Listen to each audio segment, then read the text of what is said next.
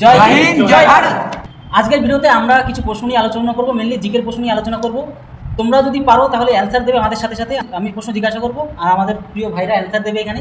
তাহলে চলো শুরু করা যাক। আজকের প্রথম প্রশ্ন, তোমার সবাই রেডি তো? জয় হিন্দ।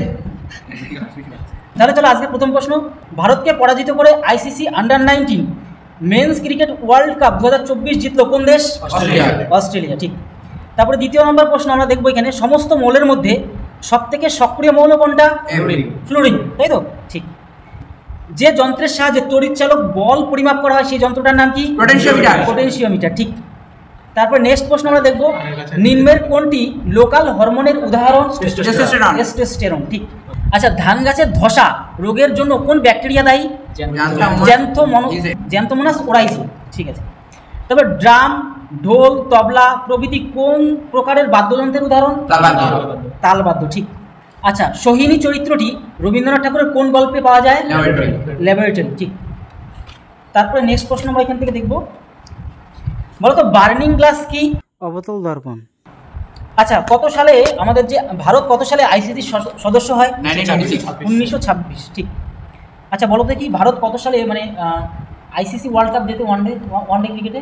1983। কার সময়? আর তার পরবর্তী প্রশ্ন আমরা দেখো, ভারতে বর্তমানে কতগুলি মেগা সিটি রয়েছে?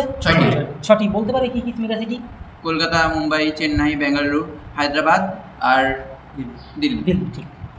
কে গান্ধীজিকে চম্পারণে আমন্ত্রণ জানিয়েছিল? আরে ওই তো রাজকুমার শুক্লা, ঠিক।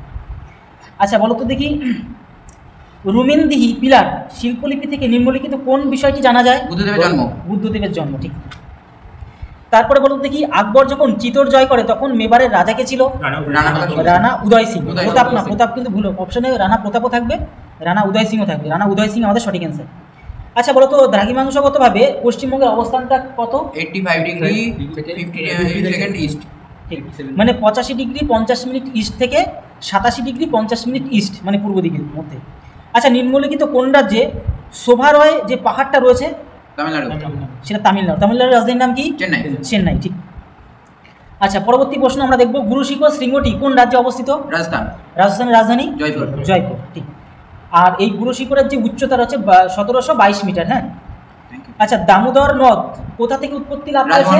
রাজমহল পাহাড়। রাজমহল পাহাড়টা কোন রাজ্যের মধ্যে আছে? বিহার, ঝাড়খণ্ড। আর ঝাড়খণ্ডের রাজধানী? রাঁচি। আচ্ছা, ভারতীয় সংবিধানের উদ্দেশ্যমূলক যে রেজলিউশনের প্রস্তাব কে দিয়েছিল? ঠিক।